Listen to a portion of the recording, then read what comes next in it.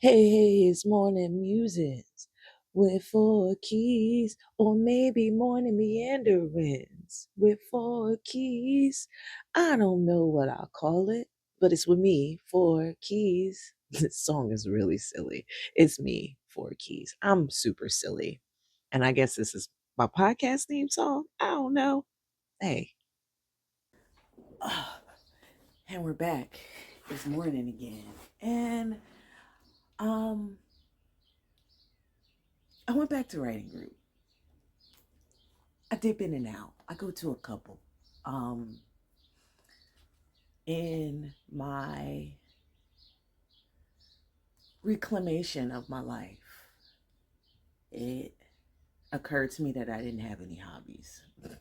That's one thing that as you learn yourself in the process of cycle breaking and like returning from ego death. Um, you have to relearn archers in here. You have to relearn the things that light you up and kind of like lean into them. Um, and I went through this like whole process of like soothing every part of me, every aspect of me, like little me liked being out in nature and drawing and like coloring pictures the wrong colors. So I do that occasionally. Teenage me likes anime, cocaine, rap, so I listen to the music that lights me up. But as I became an adult, and expectations of the world took over, I kind of lost all of that. And really, the only adult hobby I had was writing, and I stopped doing that when I got really like super depressed. Um, and even as my teaching practice developed and my, practice of me developed, I was still pretty avoidant of writing because I know the power of it. Um, so, 40, I think. I made some decisions about some things I wanted to do for me specifically. And that was doing the hobbies that I wanted to do as an adult. My soft girl hobbies, getting into flowers, learning how to grow stuff, just like nothing too extravagant. It was just a discovery of me. And in that discovery, I realized that I do like really enjoy writing. Um, Storytelling, telling my story, other people's story. Now, I've never stopped writing, I just stopped writing about myself. I started going to these writing groups, which has been amazing. They're free. I hang out on the Zoom with some people and we talk and we write. So last night we discussed like goals and stuff, um, and how we ignore our accomplishments. So the prompt was where you're standing was once the goal. So I wrote this thing about the goal that I'm standing in, right? At some point in teacher training, I realized this is what I was supposed to be doing. I declared it to my husband first because he'd have to support it. He was probably just happy I wanted to do something. Up late one night, he declared he wanted a house and I wasn't that pressed, but I wouldn't fight against it. What you need, yo? You know I got you. He been saying that since college and never steered us wrong. No more stairs. We've been living on the third floor forever. No attached neighbors. We've been living on the third floor forever. And designated space for everybody. Then the world stops, but ours seemed to keep going. The perfect little corner lot, a practice space for mom, a classroom for the kid, and a man cave for dad. The world opened up and so did we. But things weren't the same. Some changes were for the better. Growth isn't always universal. Perspective shifts, narratives reflame and reclaimed. A new world exists. Plans change. Dreams deferred so new ones can emerge. Space to create, clear the way for a new path forward, the path. My destiny. A new line starts with me, a matriarch in training. I take my duty seriously. So does he. Most importantly, teenage me will be so proud of who we become.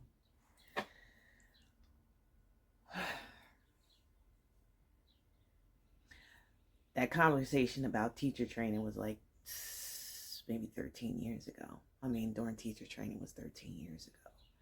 And like, even then, I wasn't even really like sure it was tangible. It was just like, I know I want to teach yoga, right? Um, and it actually occurred to me in another writing group a few weeks back about all the things that I'm doing now, or like things that I was like, I can't wait till I'm able to. I can't wait till I'm able to. And now that I have the things, I am able to. And I'm actually doing those things. I am teaching yoga, a nomadic yoga teacher, like all over where, my city. It's on the interwebs, I'm just starting, whatever. I'm writing, um, publishing, Substack, but still not just for me and my like little crew of people to read, like it's out in the world. Being free with my expression. What's my point here? A lot of them, they're all over the place. First things first, celebrate your small victories. That whole stop and smell the roses thing is very important. It's so that you not slow down, but allow yourself the opportunity to bask in your achievements.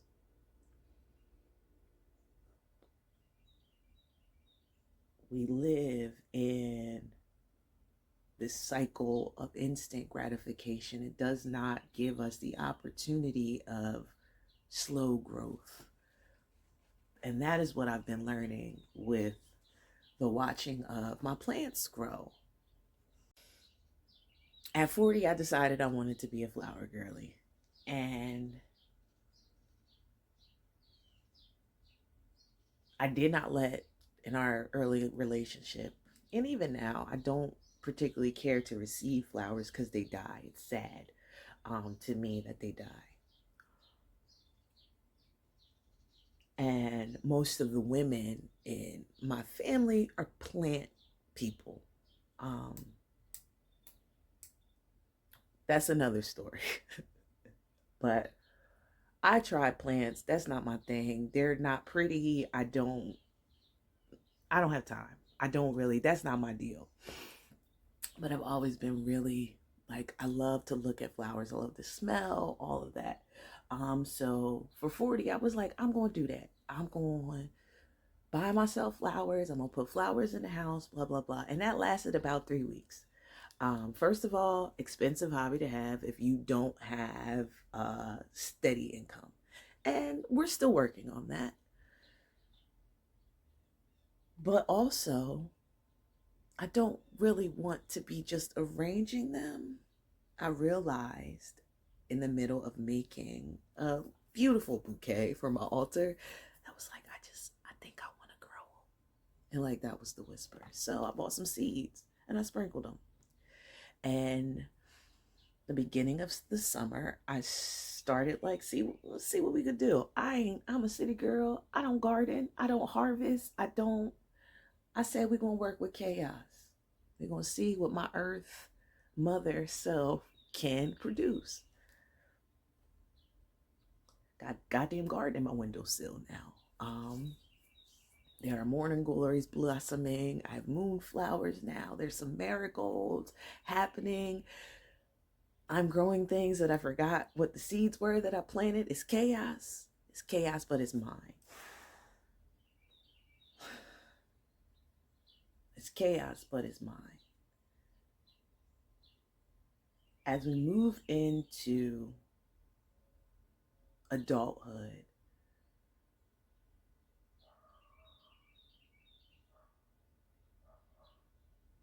we lose sight of how important the process of growth, of learning is. Because all of those opportunities are attached to usually like something we don't really want to do, like our job, monetary gain, like our livelihood. We don't learn for fun as adults. um, we're expected to know everything. That's not universal. Some communities,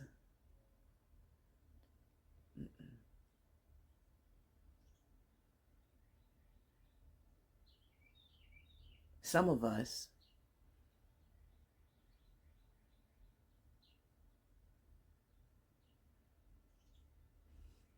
aren't allowed the opportunity to learn, to grow, to try. A large population of us are prevented from doing anything other than what is listed on our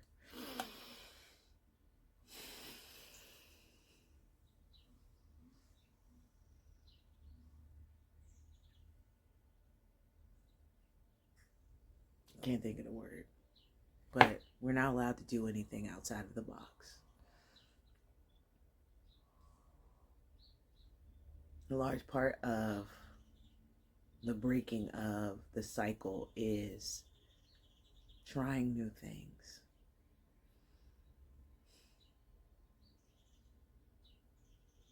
And I never, not never, and I keep saying that this is not for you to, I'm not trying to teach you or tell you how to live your life. It's just giving you some opportunities to engage with you.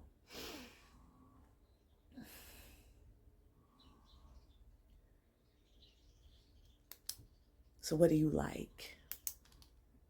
What do you want to do? What do you want to learn? Because here's the thing, now's the time.